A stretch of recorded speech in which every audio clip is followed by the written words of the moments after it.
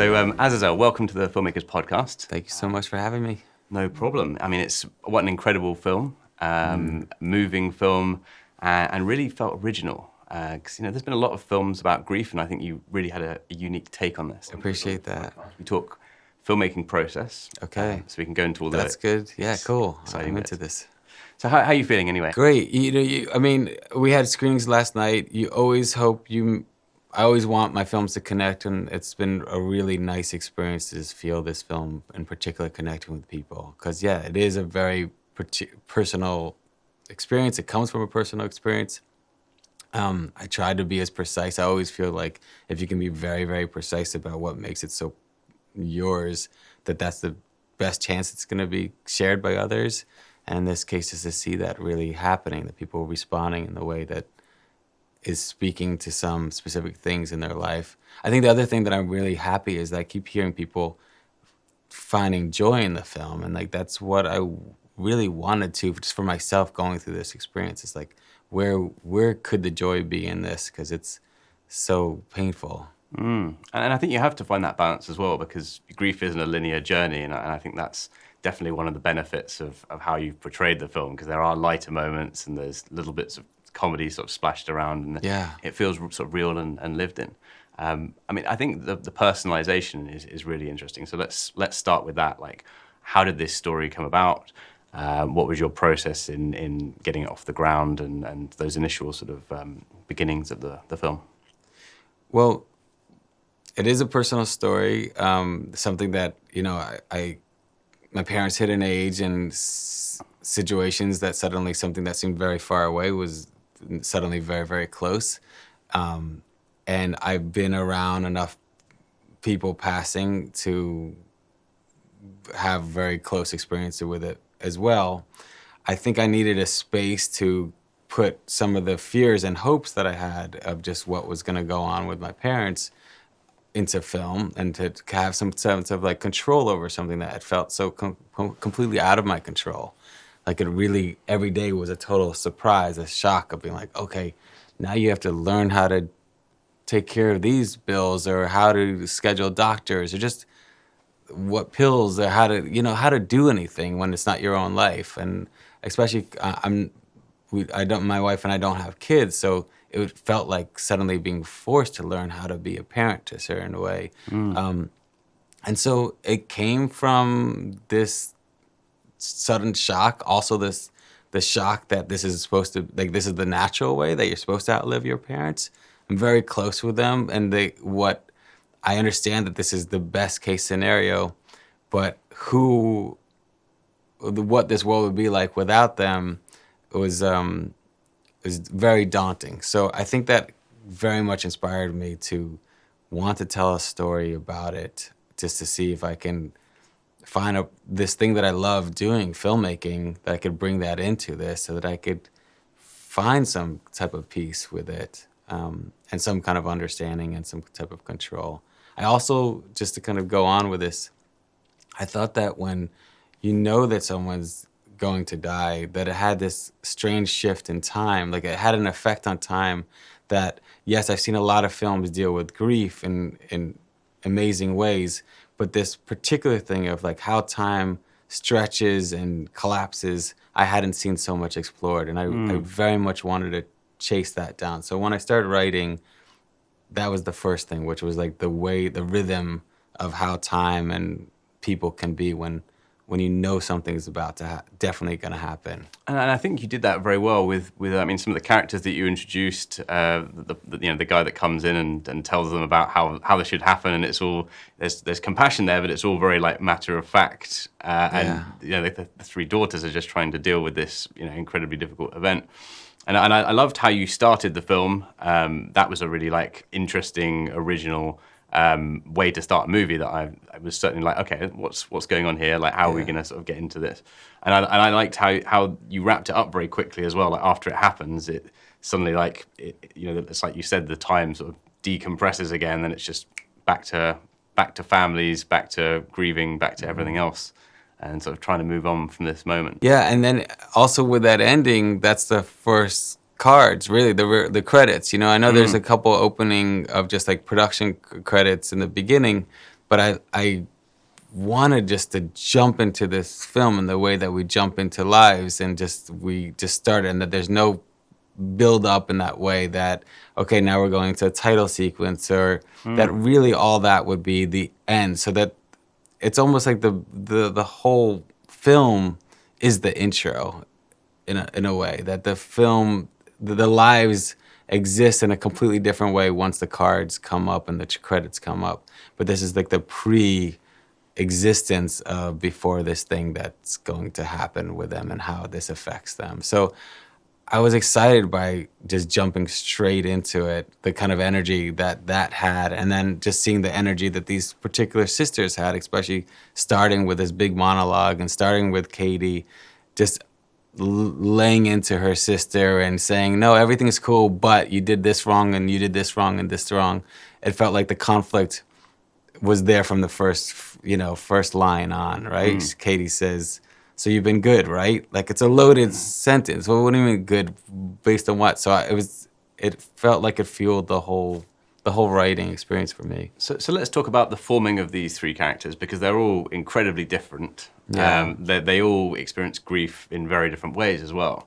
And they are all fascinating to watch because they have such different sort of dynamics. So I mean, let's talk about how you created these three characters and how you sort of honed them to get to the point of this amazing sort of interpersonal relationship. I'm somebody that I wake up quite early now at my older age, and I'll head out into New York City, and I'll just walk around with a little notepad, writing random stuff and not knowing what would become a story or if it would become a story. In this case, I felt like I was kind of writing, every time I wrote, like very different stories. And I didn't know, maybe that could turn into a film, maybe this will. And then it truly was like a fever dream where I realized, like, these different stories are actually different people in this situation, that each of these things that felt very disparate could suddenly be very much in conflict if they were packed into a room with each other. And that's how the writing began. Like, it was more just like, and I think it was from me feeling, as I've gone through this experience with my parents, like I was shape-shifting. Like, I was very much jumping from feeling this way to feeling this way to feeling this way. Like, if I could just do this, I'll get this in control. If I could just disappear, I'll feel better. If I could just find some peace with this. And that suddenly represented each of the sisters. And it because they were so different from each other, it set up a conflict that was very easy to just kind of sit back and let it just, it felt much more like transcribing because they were just in conflict with each other from the first moment on. I love that kind of idea of hopping from your personal experiences from character to character. I mean, when I started writing, I was always thinking, okay, I'm going to be writing the character I understand the most, and that's where all the personal stuff's going to come from. But it flows into lots of different characters. I mean, what's your process of actually doing the script writing like? I mean, do you like to? It sounds like you've done a lot of note taking and experience building, like, and letting it sort of percolate in your mind for a long time before you start writing. Do you do like treatments? Would you just like to get out there and write? I would say it's very different for each one. Like, I can't say that the only thing that has been similar is like that I sit down and I get on. I am writing each day. That I am somebody that's like always there for a certain amount of time, for 3 to 4 hours, and then generally after that things just become kind of gibberish. But at least I have like a window, and now at this age it's like that window seems to be a earlier side. I like to get like, sometimes I'll write at coffee shops because it'll stop me from pacing, and I just like that feeling of being around. In this case, I wound up just writing at home, and it changes from project to project. And again, like this one, I was writing random ideas, but it wasn't until I actually sat down and wrote line 1 that led into this big monologue that led into this next section. And it really felt like this one was written in order. Once I had the order, then I wound up making the cards and started seeing like, how this could work out in terms of just like what time of day this could happen. So even though that didn't wind up in the script, I would try to get a sense of like, all right, if this is 10 a.m. and this is 12, how the day would move, since I knew that this was kind of really happening over 3 days. So the cards came after the first draft of the script. That definitely informed the next draft.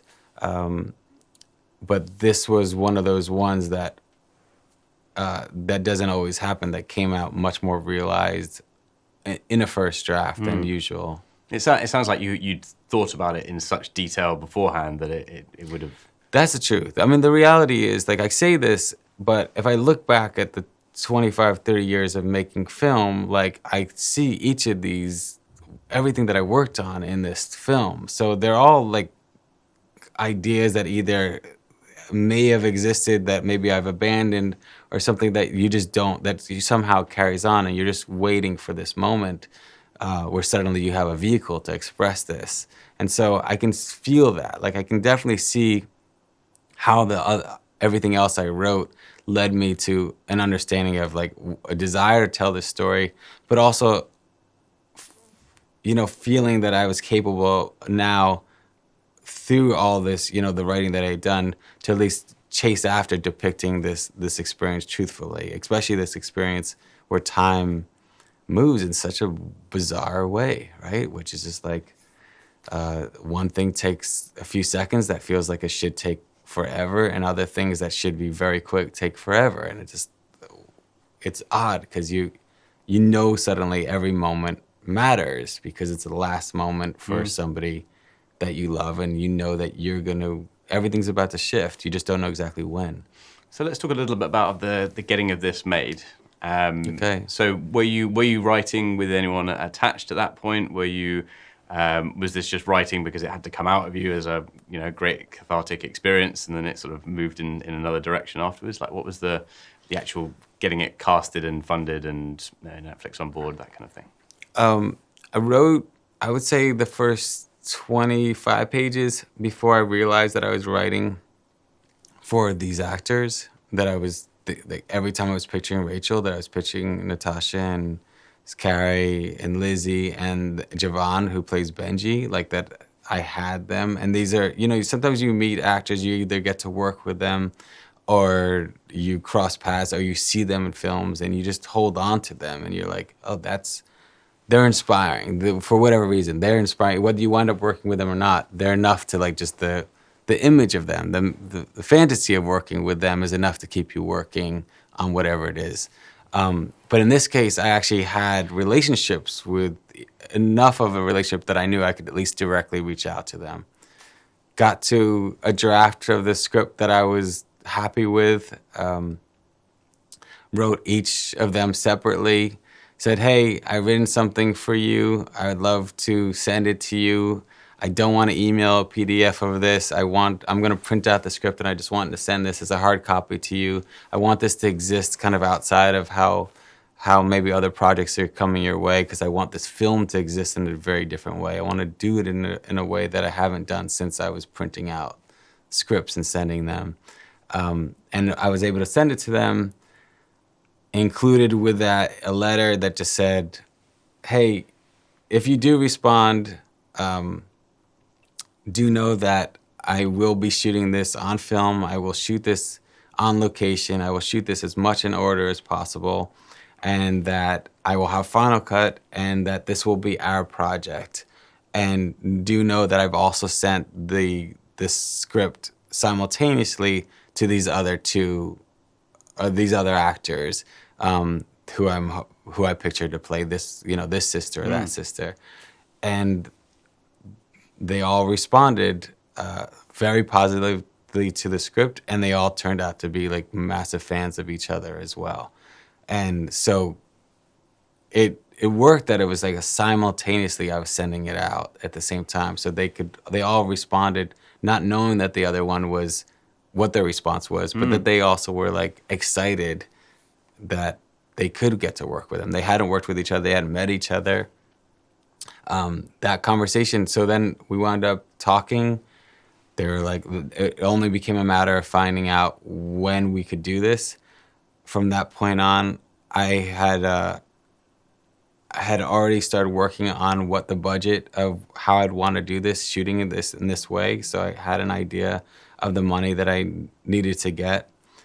And knowing that this was the foundation now, this was us as a group, and that I wanted us to be seen as equal partners in this. So all of us were paid a very low fee with the idea that we'd have a lot of ownership of the project.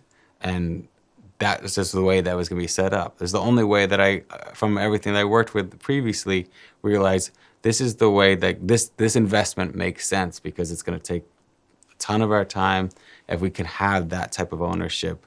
So it also meant doing it on a certain scale. I had worked with enough producers and financiers that I really cared for, that I could go to them and specifically and say, hey, this is the film, this is the actors, this is the deal that's going to be set up, and we're going to be like, we own this amount of it, so you'd come in, you'd be extremely needed and valuable, but this is the foundation of it, and if that's not for you, then I'll move on to the next. I went first and foremost to a company that had been one of the investors in the previous film, French Exit, and that I've known for a long time. They came in with a third, and then from that point on, I was able to build up. And again, the budget wasn't a big budget, but it was exactly what I knew I needed to tell this story in the way that I wanted to. I mean, it sounds like I really like the approach as well of going out to multiple actors at the same time and being transparent with that. And also, sending them the hard copy, because it kind of includes them in a process that can be very much like a transactional sort of business proposal, and it's actually saying, look, I really do want to collaborate with you. I want to sort of do this in a certain way. And I feel like, was that, do you think that was a big sort of part of them all signing on board, as well as the material and your track record? I do, because they're all filmmakers, and they love films, and they really had something to give, like, other than their names for financing means, like sometimes you see, I think actors are offered these producing credits, but everyone expects them not to really be producers. And in this case, I truly was saying, like, hey, I'm going to open up this whole process with you, and your words are going to be extremely important. Like, as I put together, as I think about other people for the roles, and ultimately when I was figuring out, Rudy Galvan, who played Angel, the hospice, like, they were there. I brought people in to read against them. Like, they were very important to figure out how this interaction was going to work. They knew when I brought Sam on, I was like, hey, this is somebody whose work Sam Levy, the cinematographer, this is somebody's work that I really like, and these are the reasons why, and these are films that he shot, and just keep this communication in that way, that they knew that I was including them in an extremely meaningful way, and that I wanted to hear what they said. They did hand over an enormous amount of trust. It wasn't this situation where there was never a conflict where they're like, oh, I'm not sure about that person. But they heard me out. They understood my reasons. It wasn't just a surprise. Oh, okay, that's who's playing that. That's who's shooting this. It was always being built up very, with them. So in terms of that building, let's talk about like rehearsals, what their imprint was on the writing once they were all on board. Like, how did that sort of collaboration happen ahead of the shoot? Well, it's not always like this, but this one, when I finished writing, I did a paper edit of what I thought how the cuts would work before even I started meeting up with Sam, just because this thing that I was chasing with time. Okay, I need a jump cut here. This is how many angles that I can do so that I can make it move this way. For me to do that, I had to say that this is the script. Like, we're not going to go off someplace. We're also going to be shooting this in a very limited amount of time for a bunch of reasons, not only financial reasons, but because it meant that it just gave us a kind of an amazing window of time that would be compact in a way, and a limitation that I thought would be also useful. It meant that we'd have to shoot this and shoot the full scenes and just kind of move at a clip that I thought would be kind of really helpful for telling this type of story. So this is to say that when they responded to it, there was no notes on the script of like, this is something that I think would want to be changed. They asked me why I saw them as each of these characters, and they were kind of surprised. I mean, like, I guess Natasha could see why I would think of her as being playing this person, and Carrie understood that. Lizzie definitely was like questioning, like, is this really who I am? And I was like, well, this is somebody that I see a part of you. I see this from your work and just from our interactions. I see this as a possibility, but no changes really in script. And so that it's meant really subtext that you were sort of working on in a way, like, because the dialogue isn't changing, but they're exploring the inner life of the characters. Yeah. That's right. And each of them, and this is the case with every actor you work with, they're just going to be very, very different how they approach. So that meant, like with Lizzie, Olsen and I could go and sit down, and for a few days we could look at different clips of different films that I felt like spoke to, had this balance of humor and drama and darkness, and I could just talk about, not so much that I'm chasing, I want to make this exact film, but this has something in it that feels very connected to this movie. It's inspiring this movie in certain ways. Natasha was really just like meeting up a couple times, talking over the phone, just really getting to know each other as people, because we hadn't known each other at all. And then Carrie, we had some conversations over the phone, but it really, again, was like, do you have any questions? No. Like she said, I don't have any questions. It's all there on the page. I can understand. Do you need anything? No, I feel like unless I do something wrong, that's what I need you to tell me if I'm doing something wrong when we get down there. But like, she didn't need anything other than that. We had about 5 days of being together on location, not exactly the same apartment, but an apartment in the same building that we're shooting, while they were, still working on getting the apartment ready. And that was the first time the three of them were meeting each other in real life.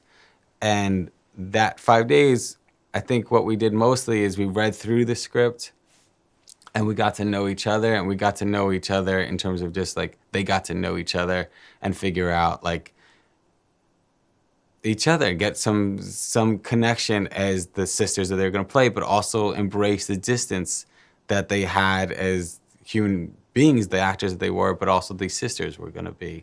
So a brief amount of rehearsal. I wouldn't know what to do with more time. I know that acting is not like, chemistry is not like this pixie dust. It's what actors do. They create it. But I also did not want to touch the thing too much beforehand. I just wanted the surface level. Okay, this is what I'm thinking. This is how I'm going to frame it. You guys are not going to be, there's no coverage in this. This is not the way. We're not going to figure out the scene in the edit later on. Everything is going to be very, very specific, and talk them through my whole process before shooting. So you talked about getting the apartment ready. Was this a kind of, and not doing coverage, was this kind of light the area and then you can sort of shoot long scenes? That's kind of what I'm maybe getting from, was that the approach, or was it a little bit more piecemeal than that? I meant, well, because we were shooting, because we could afford, because it was so small, we were able to afford shooting it in order, which is like bigger films can't do. And especially if there's like tons of locations. But it also meant very much adhering to natural light as much as possible, because you just couldn't black out a window unless you were shooting the other side. It was like really kind of embracing what these walls were, what the windows were giving us, and also the neighbors. Like, we weren't going to be somebody that were going to be shooting throughout the night and kind of destroying any goodwill that was happening, because people were being extremely tolerant as we were bringing up these cables to the 6th floor and running up and down, and people were living their lives. And I wanted that. I wanted the sense that this is an apartment, that this story that I'm telling is just one family among many, many, many, even within this small amount of space of this building. Did you always have an idea where you were going to kind of shoot it, or did it sort of develop as the productions went further along? I had an image of a place, and of a type of place, like a place that you're gonna get a sense that lives were lived in this specific, within these walls. That these walls held stories within them. That there was generations in there. That the foundation of the apartment was very strong. It wasn't the place that I grew up in, New York, but it was a lot of like friends' apartments, and so I had a strong image. It meant me reaching out to lots of kids that I grew up with, finding out if their parents still lived there, if they took over the place. And that kind of led me to a specific building. I was looking for a working class family that, having even what I think some people would say is a small New York 3-bedroom, because it's rent stabilized and the rent is low, that was the gold in this family, that was the treasure that could be passed on. I wanted that to be really worth something. And so it had to exist as something that was, it's gold, but it's also just a small apartment. So, but I walked into this specific spot, and it was one of those things where, like, the actual, the furnishings weren't correct. It was painted brand new. It didn't have like the roots that I wanted to show, and that was all done through the production design.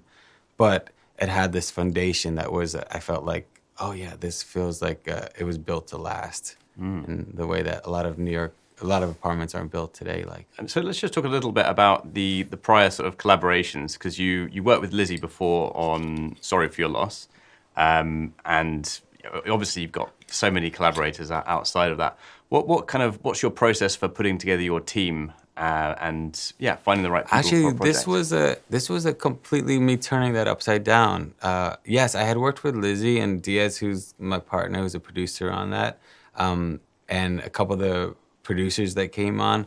Otherwise, it was a completely brand new crew, and I've been working with the same team for the past 17, 20 years, and I wanted to turn. I felt like my life had turned upside down with what this experience was with my parents, and I wanted to reflect that. I wanted to just turn that completely upside, that comfort that I've had that built up over years, and I wanted to see what that would do to a production. I wanted to see what it would do to force certain conversations that I no longer had to have with people that collaborators that I worked with for so long, that you don't have to say anything. They just know exactly. I wanted to see, could I figure out the words for how to say these things that I was chasing. And the inverse was, like, in the editing, I've been working with an editor that I love and that I will continue to work with. But in this case, I did not know how I was going to be able to say this thing about time that I was chasing. I didn't know how I was going to put that into words. And so that made me say, all right, I'm going to edit this one myself so that I don't have to figure out how to put that into words. And I could just be left alone in a room and go straight from brain to hand without having to communicate any other way. So this is a total shakeup, actually, like a completely new New York crew. I hadn't shot in New York City for a long time. And they were amazing. They came in and everything, they just matched the energy, and they gave themselves fully over. Not like this was a job, but like something that they loved to do and they wanted to do. Amazing. Just one last bit of advice for maybe yourself 10, 20, 30 years ago, like trying to make it in the industry, or maybe someone else that's coming up and trying to get their big sort of break in drama or storytelling. Two things. I think about two things a lot, which is, I think it was really important for me that in the beginning I set a certain goal, right? For me, it was always like, can I pay my rent doing what I love? Like, that was it. And holding on to that has been really helpful, because some films haven't been received as well as this one. And there's just things that shake you up and go, how do your aims, people are telling you, oh, this doesn't succeed in doing this or doing that. But having that to keep on relying, like, oh yeah, that I define success for me, and it's this, and it's not what other people could do. I don't want that defined by other people, has been really helpful for me. So if that is like, oh, I want to make films that are going to communicate to a lot of people, or it's going to win awards, or it's going to make me this much money, that's definitely then something that I think you'll have to hold on to, and that will be helpful as you kind of guide your way through. In my case, it felt a bit lower and more tangible in a certain way, even though it's a complete dream to be able to pay your bills doing what you love. I think the other thing is to think about what you have accessible rather than what you need to get. I think that you'll find that you will have access to things, to people that nobody else has. So you may need money, everybody needs these certain things, but not everybody has what you may have, which is the apartment that you could potentially shoot in, or this friend that's willing to do this, or this musician that's willing to come in. That you actually come already with something extremely valuable that nobody else has.